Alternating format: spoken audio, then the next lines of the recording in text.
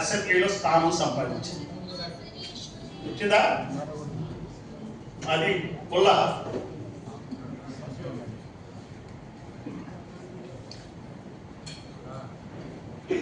So ఈ అంకెలన్నీ నా అంకెలు కాదు. చాలా మంది జనాభా మాది ఎక్కువ కదా, తక్కువ చూపించారని నన్ను అంటారేమో. నాకు సంబంధం లేదు.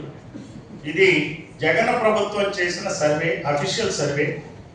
బయట పెట్టలా. ఎందుకు జగన్ బయట పెట్టలేదంటే ఈ అంకెలన్నీ ఆయన చదువుకున్నాక ఆయనకే టెన్షన్ వచ్చింది. అరే మనం రెడ్లే తక్కున్నావా అందరికన్నా. ఆ తర్వాత చంద్రబాబు వచ్చాడు, ఆయన కూడా పెట్టలా. ఎందుకంటే అరే వాళ్ళే తక్కువ ఉంటే వాళ్ళకన్నా మనం తక్కువ ఉన్నాం కదా, ఏం చెప్తామని చెప్పి ఆయన కూడా బయట పెట్టారు. అందుకని కులగానం చేయట్లే, నాటకాలు ఆడుతున్నారు. సో ఇందులో బీసీలు అందరికన్నా ఎక్కువ 52% జనాభా ఉంటే కేవలం 40 మంది ఎమ్మెల్యేలు ఉన్నారు. ఎస్సీలు, కాపులు, ఎస్టీలు జనాభా ఎంతో అంతమంది ఎమ్మెల్యేలు ఉన్నారు. అందుకే బ్లూ కలర్లో వేశారు. Thanks to Ambedkar. ఎస్సీలు, ఎస్టీలు వాళ్ళ జనాభా ఎంతో అంతమంది ఉన్నారు. కాపులు కూడా వాళ్ళకేం తక్కువ లేదు, సరిపడా ఉన్నారు స్వాతంత్రం వచ్చినప్పటి నుంచి ఇప్పటి వరకు కూడా. రెడ్లు రెడ్ వేసాం, ఇక్కడ రెడ్ వేసాం. ఈ రెడ్లలో వైశ్యులు ఒకటి, వెలమలది ఒకటి, బ్రాహ్మణది ఈ ఫిగర్లో కొంచెం రెడ్ వేసినప్పటికీ మనం చూడాల్సింది ఏమంటే రెడ్లు 5% జనాభా ఉంటే కరెక్ట్గా చెప్పాలంటే 4.82 ఉన్నారు. దాన్ని రౌండ్ ఫిగర్ చేసి 5 చేశాం. వాళ్ళు 32 మంది ఎమ్మెల్యేలు ఉన్నారు. కానీ 100కి 5 ఉంటే 175 స్థానాలు ఉన్న అసెంబ్లీలో ఎంతమంది ఎమ్మెల్యేలు ఉన్నారు చెప్పండి?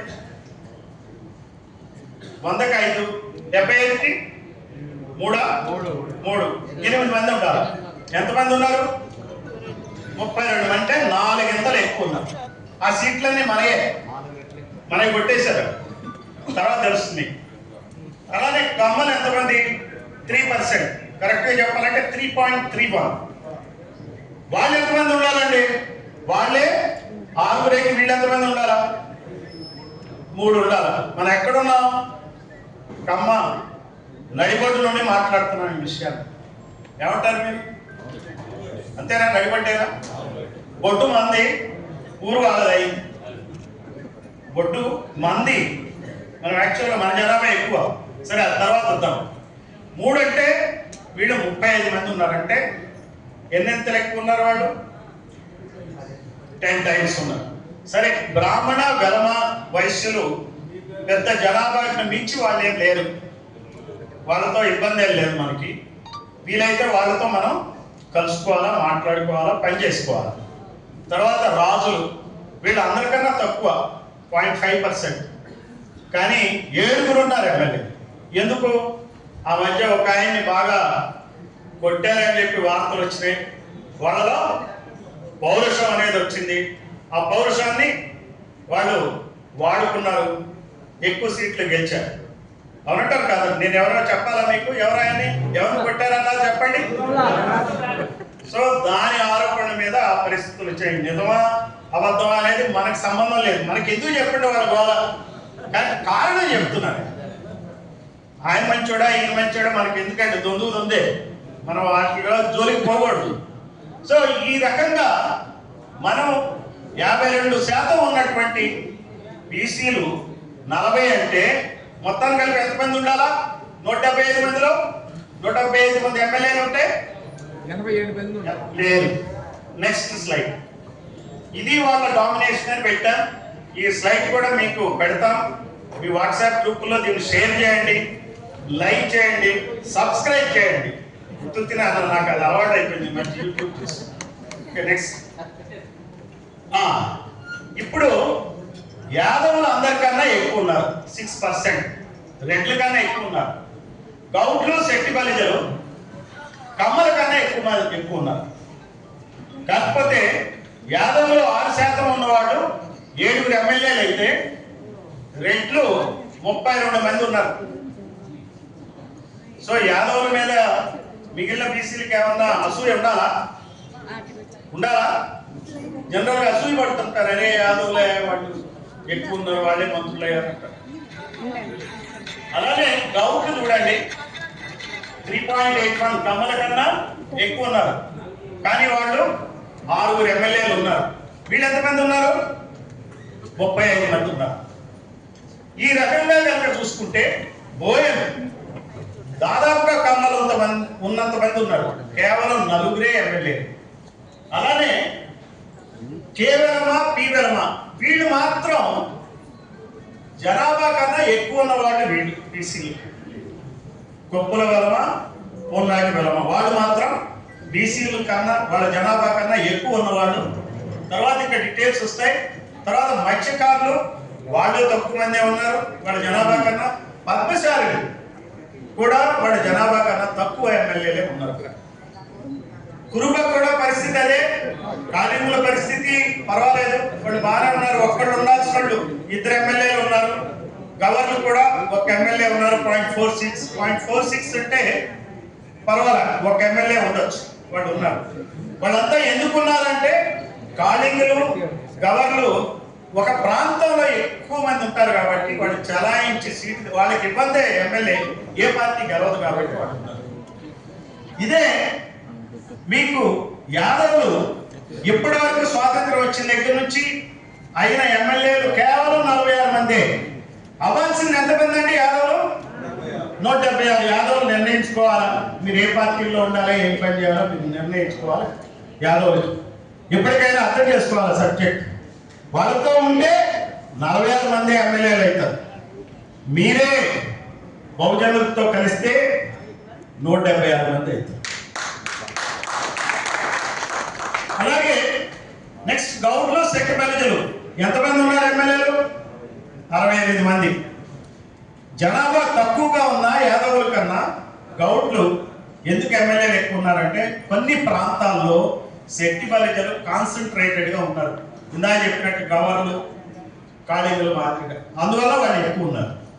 వాళ్ళు అక్కడ లేకపోతే వాళ్ళ నంబర్ ఇంకా తగ్గు. అందువల్ల ఎంతమంది అవ్వాలండి ఎమ్మెల్యేలు ఇప్పటి వరకు?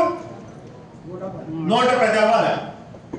అలానే తూర్పు కాపులు 80 మంది ఎమ్మెల్యేలు అయ్యారు, కానీ 110 మంది కావాలి. అలానే బోయలు 17 మంది ఎమ్మెల్యేలు అయ్యారు, కానీ 91 మంది కావాలి. బోయలు ఎవరైనా ఉన్నారు ఇక్కడ? మీకు చాలా అన్యాయం జరుగుతుందని మన వాళ్ళకి చెప్పండి, బోయలు చెప్పండి. తర్వాత తూర్పు కాపులు ఉన్నారా? తూర్పు కాపు మిత్రులకి చెప్పండి ఇక్కడ లేకపోతే. నెక్స్ట్ మత్స్యకారులు ఎవరైనా ఉన్నారా? మత్స్యకారులు ఉన్నారు కదా. 25 ఎమ్మెల్యేలు అయ్యారు. జనాభా లెక్క ప్రకారం మీరు 61 అవ్వాలి. సో మీకు ఏ పార్టీని మీరు సపోర్ట్ చేయదలుచుకున్నారో మీరు ఆలోచించుకోండి. తర్వాత పద్మశాలి ఏదో కుట్ర జరుగుతున్నట్టుంది ఇక్కడ మన బ్లాక్ అయింది. మత్స్యకారులు పద్మశాలీలు ఉన్నారు అక్కడ. 21 మంది ఎమ్మెల్యేలు అయ్యారు, కానీ ఎంతమంది కావాలండి? 55. ఒరే మనం 55 అవ్వాలరా, 21 అయ్యావురా అని మెసేజ్ పెట్టండి, వాయిస్ మెసేజ్లు పెట్టండి. ఏమన్నది అందులో వాయిస్ మెసేజ్? మనం చాలా వాటికి ఏంటి సంక్రాంతి శుభాకాంక్షలు, రంజాన్ శుభాకాంక్షలు, క్రిస్మస్ శుభాకాంక్షలు, హ్యాపీ బర్త్డేలు ఇవన్నీ పెడతాం కదా. ఏదో ఎక్కడో ఏదో జరిగితే దానికి మనం మెసేజ్లు పెట్టుకుంటాం కదా, ఈ మెసేజ్లు పెడతాము. కురుబలు 16 మంది ఎమ్మెల్యేలు అయ్యారు, కానీ 36 మంది అవ్వాలి. అలానే కాళింగులు మాత్రం 36 మంది ఎమ్మెల్యేలు అయ్యారు, 18 మంది కావాలి. వాళ్ళది ఎక్కువ పర్వాలేదు, ఏం కాదు. వాళ్ళతో మనం కలిసి పనిచేయటం అవసరం. ఎందుకంటే వీళ్ళు కాదు కదా మన సీట్లు పట్టేసింది. వాళ్ళు బలంగా ఉన్నారు కాబట్టి కనీసం వాటి సీట్లు ఎక్కువ తెచ్చుకున్నారు. మన సీట్లు కొట్టేసింది ఎవరు అనేది మనం ఆలోచించాలి. తర్వాత గవర్నర్ 16 మంది ఎమ్మెల్యేలు అయ్యారు, 13 మంది కావాలా, వాళ్ళు పర్వాలి. మొత్తం కలిపి ఈ 10 కులాల యొక్క జనాభా 100కి 25 మంది ఉన్నారండి. 100కి 25 మంది ఉన్నారు. 25 మంది ఉంటే ఈ 10 కులాల నుంచి ఇప్పటి వరకు 497 మంది ఎమ్మెల్యేలు అయ్యారు. కానీ లేదు, ఇప్పుడు కాదు, క్లాస్ అయినాకే క్వశ్చన్స్ నేను చెప్తా. అంటే డిస్టర్బెన్స్ నాకు, నేను కన్ఫ్యూజ్ అవుతాను. ఏదో కుట్ర ఉందని నేను మాట్లాడవచ్చు ఎవరితో, తర్వాత మాట్లాడచ్చు. సో ఈ 10 కులాలు 25% ఉన్న కులాలు 497 మంది ఎమ్మెల్యేలు అయ్యారు. కానీ ఎంతమంది అవ్వాలండి? 877 మంది కావాలి. సో ఈ 10 కులాల మీద మిగిలిన కులాలకి, బీసీ కులాలకి అసూయ అవసరమా? చెప్పండి. ఈ 10 కులాల వాళ్ళు ఏం చేయాలా? ఎవరిని కలుపుకోవాలా? ఎవరు కలుపుకోవాలి చెప్పండి. ఆల్రెడీ ఎమ్మెల్యేలు అయ్యారు, ఎక్స్పీరియన్స్ ఉంది, చిన్న చిన్న వ్యాపారాలు ఉన్నాయి, ఎంతో కొంత డబ్బు ఉంది, ఏదో రకంగా ముందుకు పోయారు. ఎవరిని కలుపుకోవాలా? మిగిలిన కులాలని కలుపుకోవాలి. 124 బీసీ కులాలని కలుపుకోవాలి.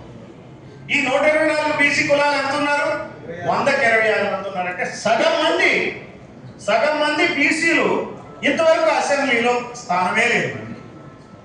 సగం మంది బీసీలకి అరకొరగా స్థానం ఉంది. అంటే సగానికి సగమే, 40% స్థానం ఉంది ఈ 10 కులాలు. వీళ్ళకైతే గుండు సున్నా. ఎంతమంది ఎమ్మెల్యేలు కావాలి వీళ్ళు? 770. ఇందులో అందరూ బీసీ ముస్లింలు ఉన్నారు, అన్ని రకాల బీసీలు ఉన్నారు. సో ఇవి బీసీ కులాలు. వరుస కావాలనే మేము ఈ కులాల పేర్లు రాస్తున్నాం. ఎందుకంటే ఎవరు పట్టించుకొని పేర్లు కాబట్టి. కొన్ని కులాలు అంటే 1-2 రిపీట్ అయినాయి. ఈ వాడవలజ, క్షత్రియ అన్నీ అందులోకి వస్తాయి, బెస్తా జాలరి. కానీ ఇంకా చాలా కులాలు ఉన్నాయి. వన్యకుల క్షత్రియ, నెయ్యకుల, పట్టపు, బాలసంతు, బహురూపి, బండారు, బుడబుక్కల, రజక, దాసరి, దొమ్మల, గంగిరెడ్ల వారు, జంగం, జోగి, కాటికాపుల, ఇట్లా చాలా కులాలు ఉన్నాయి. నెక్స్ట్ ఆర్య క్షత్రియ కులాల నుంచి కుమ్మర, ఇదిగో మన బీసీ ముస్లిం కులాలు కూడా ఇందులో యాడ్ అయి ఉన్నాయి. నెక్స్ట్ తర్వాత ఇంకా చాలా కులాలు మనకు తెలియని కులాలు. వంశరాజు దగ్గర నుంచి పాముల, పార్తి, పంబాల, ఎలంవాడు, తలయారి, మొండిపట్టు, జోషి, నందివాల, కురాకుల, బుక్కయ్య, పూసల, ఇంకా నెక్స్ట్. సో ఈ కులాలన్నీ బీసీ సి నుంచి కూడా క్రైస్తవ మతంలోకి మారిన వాళ్ళు కూడా ఎమ్మెల్యేలు అవ్వాలి. మరి క్రిస్టియానిటీ కన్వర్టెడ్ అన్నప్పుడు నువ్వు బీసీసీ క్యాండిడేట్ పెట్టినప్పుడు వాళ్ళ నుంచి ఎమ్మెల్యే అయ్యే ప్రసక్తే లేదు కదా. దానికి ఏమంటారంటే ఎస్సీలుగా ఎమ్మెల్యేలు అవుతున్నారు కదా అనేటువంటి వాదన వస్తుంది. ఎస్సీలుగా ఎమ్మెల్యేలైనా ఆ ఎమ్మెల్యేలకు అధికారం ఉందండి. ఒక నియోజకవర్గంలో నేను చూస్తా, ఒక ఎస్సీ ఎమ్మెల్యే, నాకు మొన్న ఒక ఆయన ఫోన్ చేశాడు మిత్రుడు, మా ఎమ్మెల్యేకి చెప్పాను పని కాలేదు. పక్కనే పాలక కులానికి చెందిన ఎమ్మెల్యేకి చెప్తే ఆయన ఫోన్ చేస్తే అక్కడ పని చేశాడు ఆ కలెక్టర్ అని చెప్పాడు. తమ నియోజకవర్గానికి చెందిన వ్యక్తికి ఆ ఎస్సీ ఎమ్మెల్యే ఏం చేసుకోలేకపోతున్నాడు, ఆ ఎస్టీ ఎమ్మెల్యే ఏం చేసుకోకపోతున్నాడు. కానీ ఒక పాలక కులానికి చెందిన అతను అవుతాడు. లేదంటే అదే నియోజకవర్గంలో పాలక కులానికి చెందిన నాయకుడు నంబర్ 2 ఉంటాడు, అతను చెప్తే పడి పని. అందువల్ల నెక్స్ట్ వచ్చి చెప్పండి. ఈ ముస్లిం కులాలు ఇందాక ఉన్నదే మీకు కావాలని చెప్పడం కోసం రిపీట్ చేశాం. నెక్స్ట్ ఇంకా చాలా కులాల్లో ఎరుకల, యానాది, సుగాలి, నక్కల, చెంచు, ఇవి ఎస్టీ కులాల్లో అదే వచ్చాయి. ఈ 5 కులాలు ఇంతవరకు ఎవరు ఎమ్మెల్యేలు కాదు. ఎవరన్నా ఉన్నారండి ఇక్కడ? ఎరుకల, యానాది, చెంచు, నక్కల, మన Peram Satyam, he's on the way. Okay next. తర్వాత ఎస్సీ కులాల్లో కూడా 57 కులాల నుంచి ఇంతవరకు ఎవరు ఎమ్మెల్యేలు కాదు. మాలదాసర్ దగ్గర నుంచి ఇంకా ఇవన్నీ ఉన్నాయి. సో ఇట్లా మొత్తం కలిపి నెక్స్ట్ మన టేబుల్ ఒకటి ఇవ్వాలి. టేబుల్ ఒకటి లేదు, ఫస్ట్ అదే దాన్ని కన్వర్ట్ చేసాం కదా. ఓకే. సో అందువల్ల నేను చెప్పేది ఏంటంటే దాదాపుగా 200 కులాలు ఇంతవరకు అసెంబ్లీలో ఎంటర్ కాదు.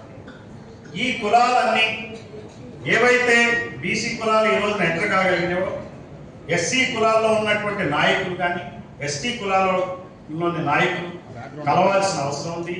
కలిసి మనం ఛాలెంజ్ చేయండి. కలుస్తున్నాం అనేటువంటి అభిప్రాయం ఇబ్బంది మనకి ఎప్పటికీ న్యాయం జరగదు. దానికోసమే మనం ఈ రోజున ఈ రకమైనటువంటి కార్యక్రమాలు చేపడుతున్నాం. కల్చరల్ ప్రోగ్రామ్ అనేది ఎందుకు పెట్టడం జరుగుతుందంటే ఈ కల్చరల్ ప్రోగ్రామ్ ద్వారా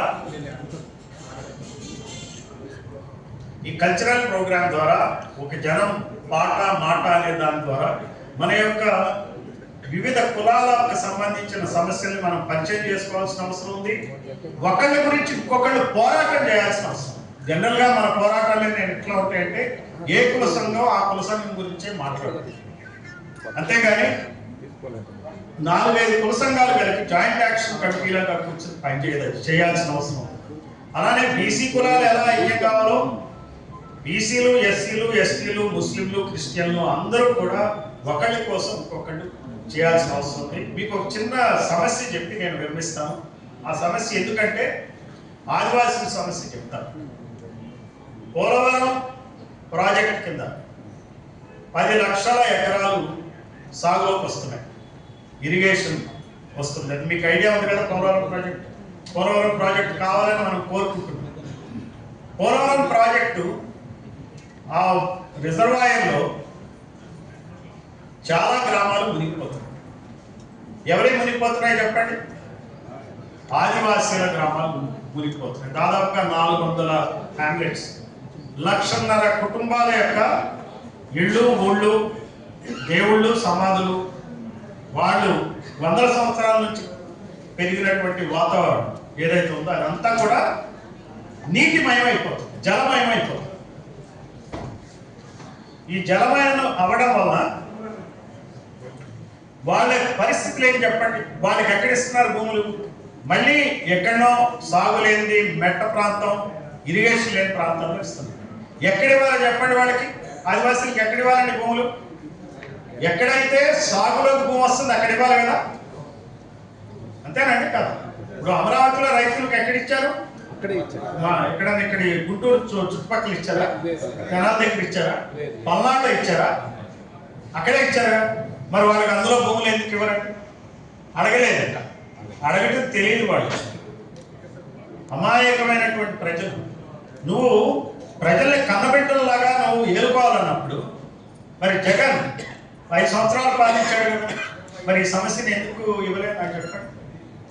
మనం ముందే ఎక్కడెక్కడ నుంచి ఏ ఊళ్ళు మునిగిపోతున్నాయో ఆ ఊళ్ళు మునిగే చోట వాళ్ళందరికీ ఇక్కడిక్కడ భూములు రాజుల దగ్గర ఇంకో చోట ఎక్కడైతే ఇరిగేషన్ వస్తుందో అక్కడ ఇవ్వాలి కదా. మరి చంద్రబాబు నాయుడు ఎందుకు ఇవ్వలే? ఇప్పుడు ఎందుకు ఇవ్వట్లేదు నాకు చెప్పండి. మీకు ఇంకో సమస్య చెప్తున్నా.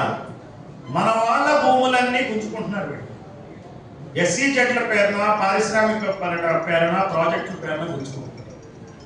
ఒక విశాఖ స్టీల్ ప్లాంట్ లో 16,000 కుటుంబాలు, బీసీ, ఎస్సీ, ఎస్టీ, ముస్లిం కుటుంబాలు ఎన్ని ఎకరాలు ఇచ్చారో తెలుసా మీకు? 16,000 కుటుంబాలు. ఇది డిస్టర్బ్ అవుతుంది. ఆప్ చేయండి. ఓన్లీ సావు మహారాజ్ పెట్టండి. సావు మహారాజ్ ముందు మాట్లాడి నేను కూడా చేస్తాను. సో మీకు ఈ భూముల విషయం ఒక మాట చెప్తానండి. అమరావతిలో భూముల్లో ఇచ్చిన వాళ్ళకి రాజధానిలో వాళ్ళకి వాటా ఉంది కదా. అది మొన్నటిదాకా 1,00,000 అయింది అన్నారు. ఇప్పుడు ఎంత అయిందంటే తగ్గిపోయిందా రేటు? 60,000 అయిందా? 1,00,000 ఉందా? 1,00,000 వేసుకోండి. 1,00,000 అంటే 1,250 గజాలు ఇచ్చారు ఎకరానికి. ఎంత అండి దాని వాల్యూ? ఎంత దాని వాల్యూ? 12,500 కోట్లు. మీరు ఎకరం ఇస్తే మీకు ఎంత వస్తుంది వాల్యూ? ఎంత చెప్పండి? 12,500 కోట్లు. మరి వాళ్ళు అక్కడ 16,000 కుటుంబాలు 21,000 ఎకరాలు ఇచ్చినాయి. అంటే కుటుంబానికి ఎంత ఉంటుందండి? ఎకరం ఉన్నదే కదా. 16,000 కుటుంబాలు 21,000 ఎకరాలు ఇచ్చినాయి స్టీల్ ప్లాంట్. అంటే ఎంత ఉంటే చెప్పాలి మీరు. 16,000 ఎకరాలు, ఒక్కొక్కటి 1 ఎకరం ఉంటే 16,000 ఎకరాలు. కానీ ఈ ఇష్టం బోరింగ్గా ఉందా? లేదా? ఆలోచిస్తున్నారా? లెక్కలేదు. మాకు పొద్దునే గొడవ, ఆకలి లంచ్ రెడీ ఉందా లేదా, ఎంతసేపు చెప్తాడు ఈయన, హరికథ ఉంది. లేదు కదా. 16,000 కుటుంబాలు 21,000 ఎకరాలు ఇచ్చినాయండి. అంటే ఎకరం ఉన్నోళ్ళే ఇచ్చారు. అంటే వాళ్ళు ఏ కులాలు అవుతారు చెప్పండి? అంతే కదా. ఇప్పుడు వాళ్ళ భూమిని తీసుకున్నావు, స్టీల్ ప్లాంట్ ఏమంటున్నావు? కాదు, అది అయిపోయింది, దివాలా తీసింది, మీరు పని చేయలేదు, మీరు పనికిమాలినోళ్ళు అని అంటున్నావు. మరి పనికిమాలినోళ్ళు అన్నవాళ్ళు పాలనలోనే కదండి, వాళ్ళేగా పాలించేది. మరి వాళ్ళు గొప్ప పరిశ్రమ చెప్తారు కదా. జగన్ ఏమంటాడు, పాలన ఏమని చేశానంటాడు ఆయన, నవరత్నాలు ఇచ్చా, మెట్టు నొక్కా, మీ తేట తీసా అంటాడు, తాట తీసా అంటాడు. అవునా కదా? అంతేగా చేసింది. సరే, ఆయన అంటే ఆయన తాటే తీశారు, అది వేరే సబ్జెక్ట్. మరి ఈయన వచ్చాడు, ఈయన వచ్చి ఈయన హెరిటేజ్ సంస్థను బాగా నిర్వహిస్తాడు. 2000 కోట్ల ఆదాయం ఉంటుంది కదా, ₹1 ఒక్క షేర్ అమ్మితేనే మాకు ఇంత వస్తుందని చెప్పిందా లేదా ఆవిడ? అవునా కదా? ఎవరంటే చెప్పింది ఎవరు కదా? మీరు చాలా ఎలా అనుకున్నారు, నేను మర్చిపోయా పేరు, ఎవరో కావాలని నాకు గుర్తురాలి. సో చెప్పింది. మరి వాళ్ళే ఆ హెరిటేజ్ టీమో, మరి మనవాడు కూడా బాగా సంపాదించాడు కదా. ఎవరైనా ఎవరు ఆయన రగన్ మన వెళ్ళిన ఎవరు, జగన్. ఏమేమి ఉన్నాయి అన్ని సంస్థలు? భారతీయ సిమెంట్స్ ఉందా? లాభాలు ఉన్నాయా లేవా? ఎన్ని కోట్లు ఉంది? 1500 కోట్లు ఉంది. ఆయన హాయిగా ఎక్కడో వాళ్ళ నాన్న ఇక్కడ ముఖ్యమంత్రి అయితే ఎక్కడ కూర్చొని చేశాడు ఆయన? బెంగళూరులో కూర్చొని సంపాదించాడు. మనకి చేత కాదు, ఈ మూమెంట్ వద్దండి, మూమెంట్ వద్దు, ఓన్లీ స్టిల్ చేయండి. సో కూర్చుని ఇప్పుడు దాని విలువ ఎంత? 1500 కోట్లు. మరి ఆయన కూర్చుని నడపచ్చు కదా. ఏం పని ఉందండి వీళ్ళకి? అసలు ఏం పని చేస్తున్నారు వీళ్ళు? పొద్దున్న లేచి నిద్రపోయే వరకు చేసే పని ఏంటి నాకు చెప్పండి. మీ పరిశ్రమ మీరు నిర్వహించుకోవడానికి టైం ఉన్నప్పుడు స్టీల్ ప్లాంట్ ఎందుకు నిర్వహించలేదు చెప్పండి. సరే, స్టీల్ ప్లాంట్ మీద చాలా గొడవలు జరుగుతున్నాయి. ఈ లోపల ఏం చేశారు? 10 మెడికల్ కాలేజీలని ఏం చేశారంటే ప్రైవేటైజ్ చేశారు. ఈ 10 మెడికల్ కాలేజీలు ప్రైవేటైజ్ చేస్తే వెంటనే ఒంటికాల మీద ఒక ఆయన లేచాడు. ఎవరైనా లేచాడు. ఏమన్నాడు ఆయన? కోటి సంతకాలు పెట్టించాడు. చూడండి ఎంత ఎలా అనుకున్నాడు. మరి ఆ కోటి సంతకాలు దీనికి పెడితే మరి 21,000 ఎకరాలు ఉన్న స్టీల్ ప్లాంట్ కి న్యాయం చేయడానికి ఎన్ని కోట్ల సంతకాలు పెట్టాలి చెప్పండి? 3 కోట్ల సంతకాలు మరి చేశాడా? మరి ఏమని ఏంటండి ఇది కదా మనం అర్థం చేసుకోవాల్సింది. వాళ్ళ పొలిటికల్ నేరేటివ్ లో మనం భాగమవుతున్నాం. వాళ్ళిద్దరి మధ్య చక్రప్రాంతంలో మనం ఇరుక్కుంటున్నాం. మనం కొట్లాడుకుంటూ వాళ్ళ చక్రబంధంలో మనం ఇరుక్కుంటున్నాం. ఇదే పరిశ్రమలు నెదర్లాండ్స్ లో కానీ మీరు చూసుకోండి, ChatGPT వచ్చింది.